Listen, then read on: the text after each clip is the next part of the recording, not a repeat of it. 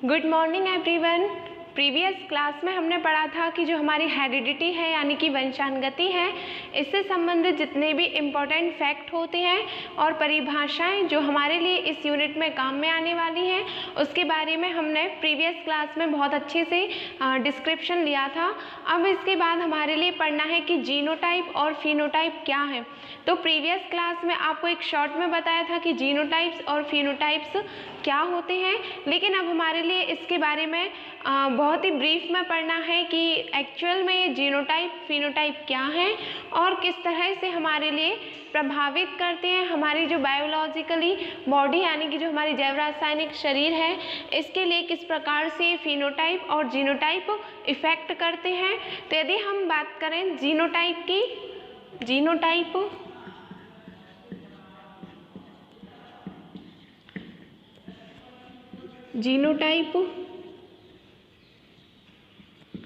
तो जो जीनोटाइप होता है ये किसी भी जीव के या किसी भी ऑर्गेनिज्म हो, चाहे वो ह्यूमन हो या कोई भी एक कोशिकीय मोनोसेल्यूलर हो या पॉलीसेल्यूलर हो, सभी की बॉडी में जो उनका आनुवांशिक पदार्थ होता है, जैसे कि डीएनए है, आरएनए है, जीन है, क्रोमोसोम्स हैं, तो इन सभी को एक साथ, इन सभी की जो संरचनात्मक व्यवस्था होती है, मान लीजिए कोई हमारी सेल है यानी कि कोशिका है और इस कोशिका का ये न्यूक्लियस है। इस न्यूक्लियस के अंदर जो डीएनए है, आरएनए है, डीएनए आरएनए जो है वो मेनली हमारे साइटोप्लाज्म में होता है। तो डीएनए, आरएनए और जो क्रोमोसोम्स होते हैं यानी कि जीन से संबंधित जितनी भी संरचनाएं होती हैं और जितना भी हमारा आनुवांशिक संगठन होता है, उस सभी को एक साथ हम जीनोटाइप कहते हैं। और ये जो जीनोटाइप होते हैं, ये जीनोटाइप वातावरण के प्रभाव से प्रभावित नहीं होते। ऐसा नहीं है कि यदि बहुत ज़्यादा गर्मी है या बहुत ज़्यादा ठंड है तो हमारे शरीर का आनुवांशिक संगठन चेंज हो जाए। हमारे शरीर का जो आनुवांशिक संगठन होता है वो सदैव एक सा बना रहता है, चाहे सीज़न कोई सा भी हो और कितनी भी वेदर चेंज हो जाए। जो हमारी बॉडी का जेनेटिकली मटेरियल है, जेनेटिकली कॉन्स्टिट्यूशन है, वो एक सा ही रहता है, वो कभी भी चेंज नहीं होता। यानी जो जीनोटाइप है वो हमेशा एक सा बना रहता है।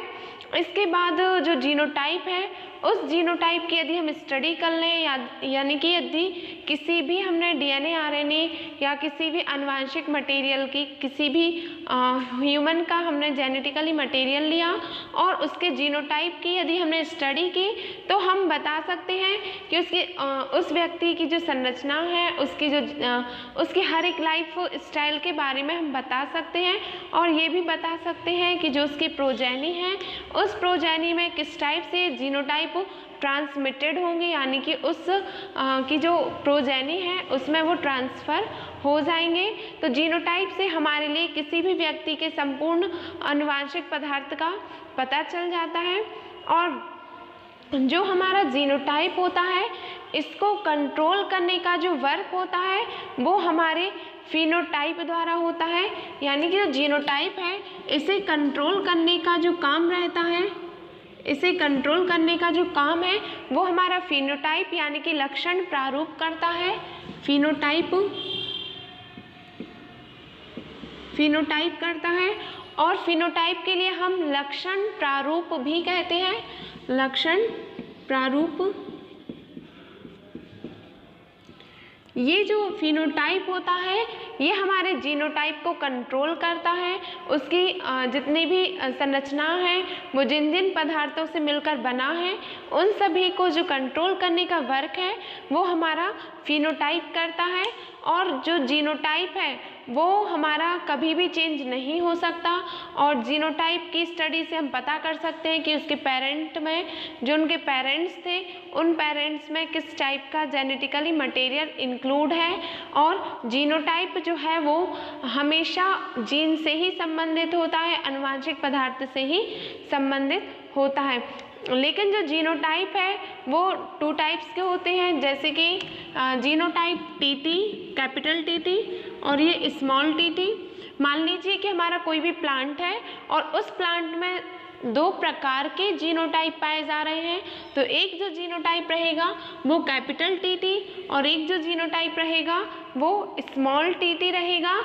और ये जो हमारा कैपिटल टी है ये हमारा बहुत ही ज़्यादा इफ़ेक्टिव होता है और ये जो लंबा पौधा होता है ये इस बौनेपन के गुण को दबा देता है। इसी कारण इसे हमने प्रीवियस क्लास में इफ़ेक्टिव कैरेक्टर या प्रभावी लक्षण भी कहा था।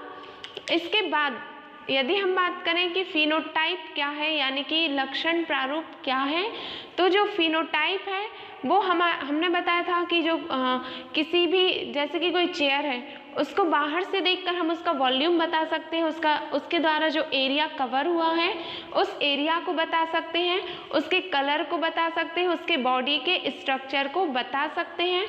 तो ऐसे कैरेक्टर जिनके लिए हम बाहर से ही देखकर बता सकते हैं कि किस टाइप का है, इसका कलर क्या है और इसके पूरे फिजिकली कैरेक्टर यानी कि भौतिक गुणों को हम देखते ही बता सकते हैं, उसे हम फिनोटाइप या लक्षण प्रारूप कहते हैं।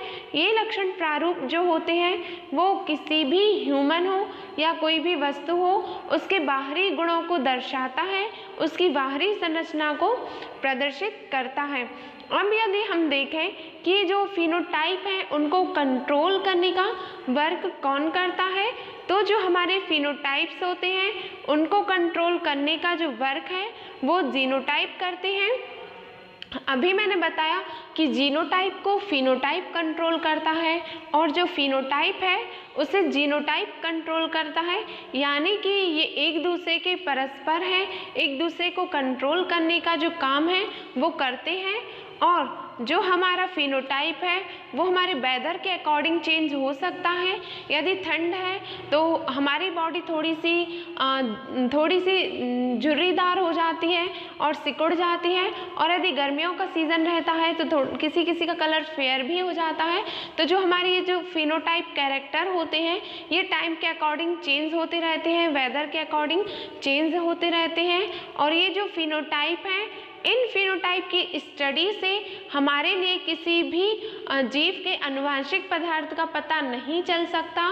केवल जीनोटाइप ही एक ऐसा टर्म है जिससे हम किसी भी जीव के आनुवंशिक पदार्थ का पता कर सकते हैं। फिनोटाइप से ऐसा बिल्कुल भी नहीं कर सकते, और जो फिनोटाइप है वो कभी भी हमारा चेंज हो सकता है और इससे हम किसी भी ह्यूमन के बारे में नहीं बता सकते कि उसकी प्रोजेनी कैसी होगी।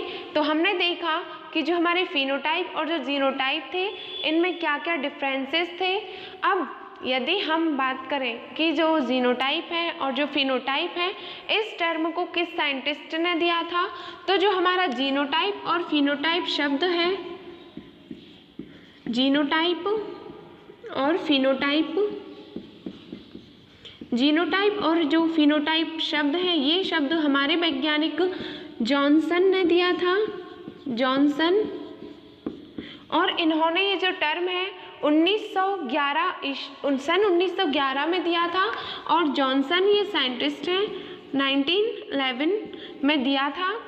और ये जो जीनोटाइप और फिनोटाइप होते हैं इनकी स्टडी करके हमारे लिए बहुत सारे बेनिफिट्स भी होते हैं।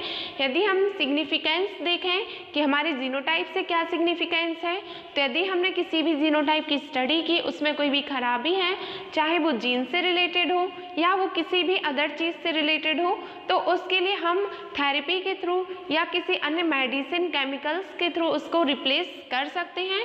और फिनोटाइप से हमारे लिए इन सभी का कुछ भी पता नहीं चलता। फिनोटाइप केवल इतना होता है कि हम किसी भी चीज़ को बाहर से या किसी भी ह्यूमन को बाहर से देखकर जज कर सकते हैं कि उसका कलर कैसा है, शेप कैसा है, हाइट कितनी है और उसका वेट कितना है।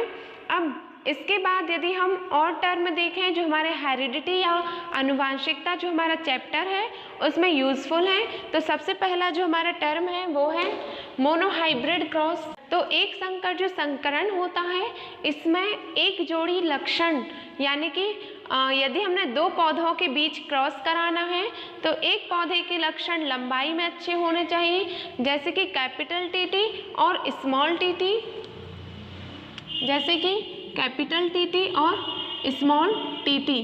तो जो हमारा मोनोहाइब्रिड क्रॉस होता है यानी कि एक संकरण होता है, इसमें जब एक जोड़ी विपर्यायी का अर्थ होता है अपोजिट कैरेक्टर, तो जब एक जोड़ी विपर्यायी लक्षणों की वंशानुगति कराई जाती है या उनके बीच हाइब्रिडाइजेशन या क्रॉस कराया जाता है, तो इस टर्म के लिए हम मोनोहाइब्रिड क्रॉस या हाइब्रिडाइजेशन कहते हैं। एक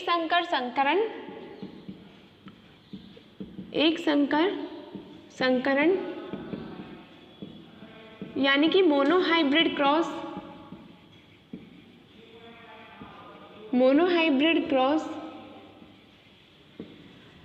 ये जो मोनोहाइब्रिड क्रॉस है, यदि हम इसका एग्जाम्पल देखें तो मान लीजिए कि एक हमारा प्लांट है जिसकी प्रजाति या जो किस्म वैरायटी है वो है लंबेपन की, यानी कि उसमें जो जीन इंक्लूड है उस प्लांट में वो उसकी लंबाई को जज करते हैं, उसकी लंबाई को निर्धारित करते हैं। तो मान लीजिए कि हमने 2 प्लांट लिए और ये हमारा मेल प्लांट हो गया और ये हमारा फीमेल प्लांट हो गया। इसे हमने पेरेंट्स 1 माना और इसे हमने पेरेंट्स 2 माना। ये हमारा जो मेल है वो पेरेंटल होगा और ये जो है फीमेल हमारी मैटरनल होगी।